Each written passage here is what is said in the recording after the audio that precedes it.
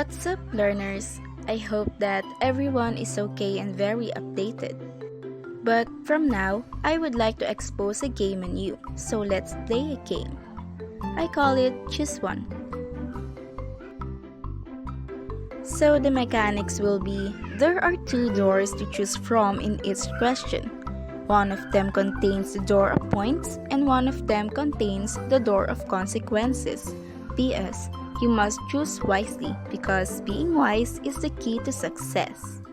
Shall we start? Yep, we should start. Question number 1. If a person is disabled and he speaks unnecessary things, what will be your approach towards him? Left door, I will laugh. Ha ha ha ha. Right door, I will respect him. Excuse me, sir. So what will be your answer? You have 5 seconds to choose from the options.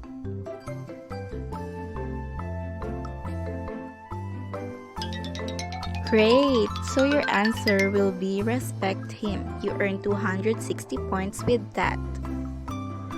Question number 2. What word will form in these letters? R, E, I, A, B, S, R. For the left door, it is barriers. From the right door, it is barriers. Again, you have 5 seconds to choose from the options.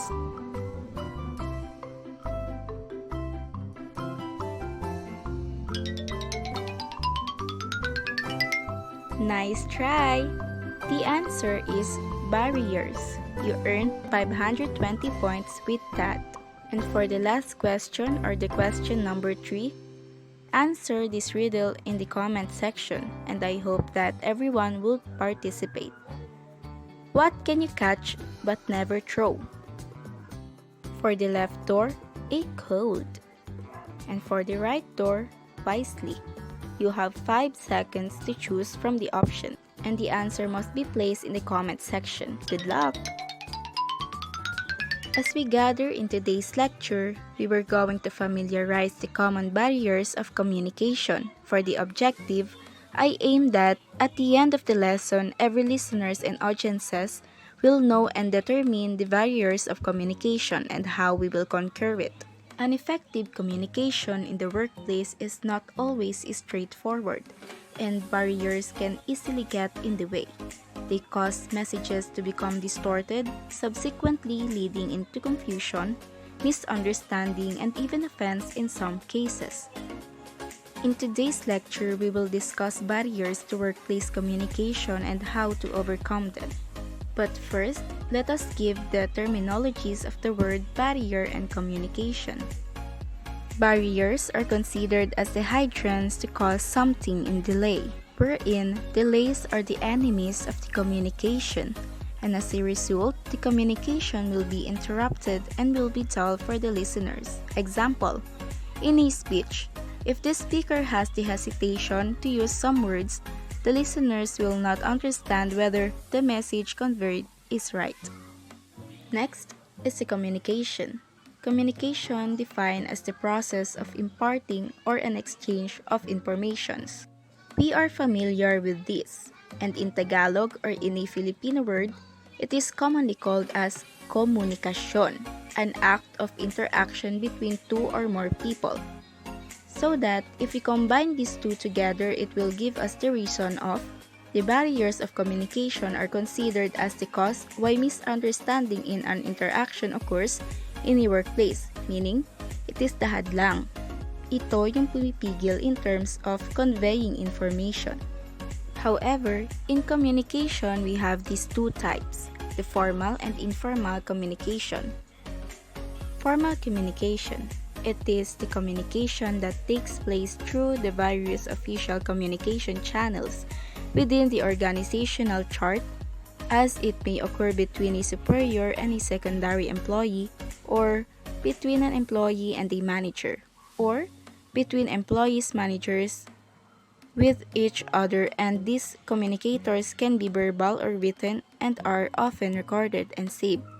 At some point, informal communication, it is the casual and unofficial form of communication, and it is characterized by that It can spread quickly and it is very difficult to discover its source. To give some up between the two, these two are both in use in the workplace, formal during work hours and informal during exemption times. So let's proceed. We are now in our main and major topic, the barriers of communication. Both informal and formal communication has these barriers. First of these is the physical barriers to nonverbal communication. Not being able to see the nonverbal cues, gestures, posture, and general body language can make communication less effective. Example, the synchronous class. The synchronous class may be really hard for us. We are not that techy in using the platforms. If one of the reporters in the class asks question and convey the information unclearly, there is a mood of misunderstanding. Students and learners can't determine nor distinguish the question vividly. In other words, this barrier is common and relevant now, as if we are taking or talking without knowing the purpose of what we are saying. Second of the barrier is the psychological barrier. The psychological state of the speaker and listener can affect communication. Example, someone with social anxiety and or low self-esteem may be too distracted about how they are perceived when talking with a superior. If a person doesn't know how to speak English language fluently, the tendency is that person will be conscious, both persona, internal and external, will affect as the psychological barrier pinpointed. In short, this barrier is within the person himself. The state of mind is being distracted, and as the result, the conveying of message or information will be unconfident enough. Let's move on for the third barrier, the emotional barrier. Some people may find it difficult to express their opinions on such as politics, religion, disabilities, mental or physical, sexuality, and racism. Just say for example, the debate. Debate is a process that involves formal discussion in a particular topic. If a person has a difficulties in speaking and defending something, his or her emotion will be higher than her fighting spirit. The person will be interrupted and also the person will cause confusion to the listeners. In short, this emotion takes place and it is because of fear and sympathy and criticism. Halfway, we are on the fourth barrier, the jargon and acronyms. Companies often have their own jargon and acronyms which new employees may struggle with. Example, AWOL. AWOL, absent without leave. It is a military jargon used to describe a person whose whereabouts are unknown. In this case, jargons and acronyms are used in different workplaces.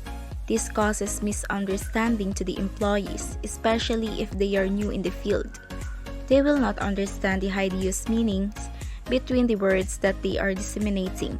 However, by this barrier, misapprehension will occur. The fifth barrier, the lack of attention.